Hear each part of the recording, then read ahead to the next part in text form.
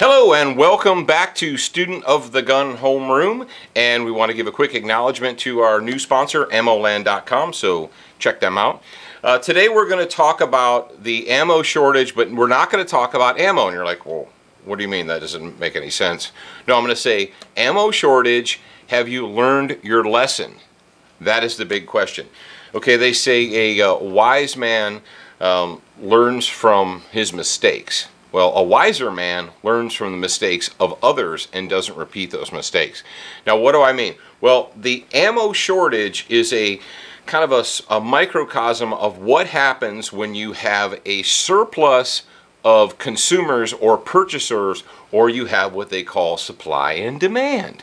Normally, when you're making stuff, okay, and in this case, let's talk about things that we absolutely have to have, consumables, things that you have to have every single day. All right, a TV you buy once and you can keep it for years, right?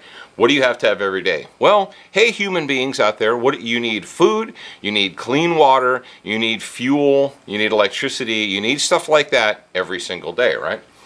Well, what happens when there is a disaster? And what dudes, check this out. After Hurricane Sandy hit the Northeast, hit New Jersey and New York and so forth, and I started hearing reports about people were, we don't have food, we don't have water, we don't, and I'd say to myself, what? Have you not been paying attention the last 10 years? The hurricane didn't just materialize out of nowhere and hit you. Bam! It's there. Hurricanes move. They're huge and they're big and mean and nasty, but they move relatively slowly. And it's like, okay, in 3 days the hurricane's going to be here. So you have 72 hours to do what you need to do. And how people could get surprised and not have what they needed to sustain their lives is beyond me. Okay, if nothing else, what the hell were you doing back in 2005 when Hurricane Katrina hit and everybody in Louisiana and New Orleans was freaking out because they didn't have food and water and electricity and all that stuff? And even our grand U.S. government said everyone in America needs to have 72 hours worth of food on hand all the time. Batteries, flashlights, all that stuff, right? They said that. Now, when George Bush said it, after the 9/11 attacks, people were like, oh, George Bush is crazy and he's paranoid. And then we came out after Katrina and said it, and you're like, maybe that's a good idea. Well, here we are again in 2012, Hurricane Sandy hits and people are like, we don't have food, we don't have water. What are you doing? How could that not be?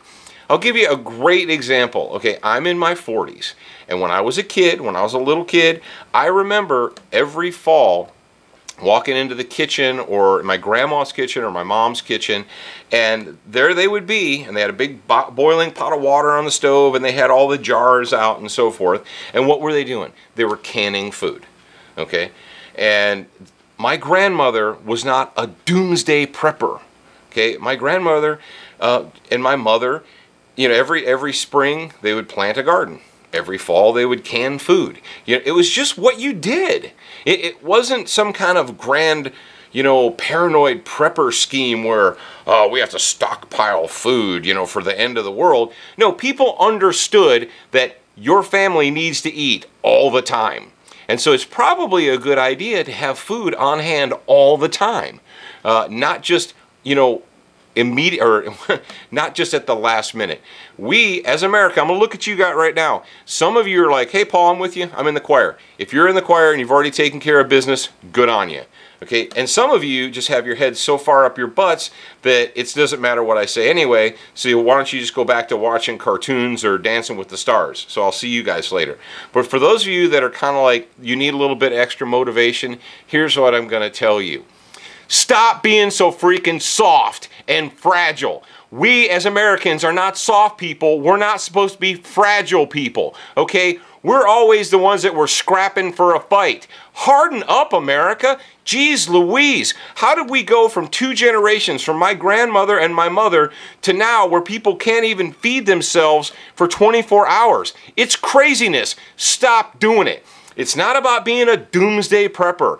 It's not about paranoia or, you know, some kind of wild fantasy. It's about you're a human being, and human beings have to have food and water all the time.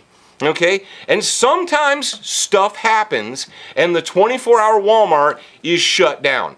Now, the reason I brought up the ammo thing is people are like, well, you know, ammo shortage, ammo shortage. Well, take the word ammo out and put the word food in. What would you do if normally there's X amount of food on the shelves and for X amount of consumers, and then in 1 or 2 days either there's a disaster, either man-made or natural, okay, wherever you happen to be on planet Earth, and you go from a 100% consumer market to a 1,000% client or consumer market, and everything's gone. Okay, and you're freaking out, oh, there's no food on the shelves, and I have to say to you, hey, where have you been? If you go to your kitchen right now, open up the cupboard, and all that's in there is stale crackers, and you open up your refrigerator and it's full of Taco Bell sauce packets and pickle jars, okay, and that's all you've got, okay, you're screwing up. And I don't want to hear you complaining when a disaster hits and you don't have any food. Because you know what? Everyone has priorities in their life. And it's time to harden up and look at your priorities. If you have a $700 plasma screen TV and a surround sound system and an iPhone in your pocket, and you don't have 1 day's or 2 days worth of food in your house, you're wrong and you're screwing up. And don't come crying and say, oh, help me, Lord, help me. There's no food, because the government can't help you. They prove that time and time and time again. The federal government is not supposed to be your daddy.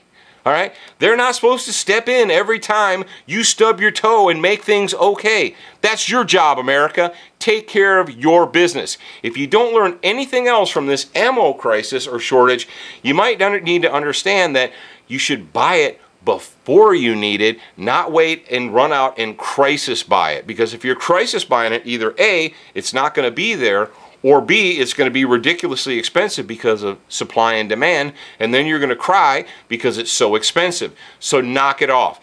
Harden up, stock your food, stock things that you need for every day. Take care of your priorities first, and once you've taken care of your priorities, then if you want your iPhone and your surround sound, then rock on. But it's up to you, and it's up to no one else but you. So, for all things Student of the Gun, where are you going to go? You're going to come train with us, you're going to read our books, you're going to do all kinds of things. Oh, almost forgot, I got something for you guys. We're going to add a new feature to the homeroom. It's going to be homeroom recommended reading, or I'm going to get a little homework assignment for you guys right now. If you are a dedicated student of the gun, or you think, I want to be a dedicated student of the gun, you need to read this book right here. All right? This is The Book of 5 Rings by Miyamoto Musashi, and there's several of these out there and available, but this one was edited and translated by Stephen F. Kaufman.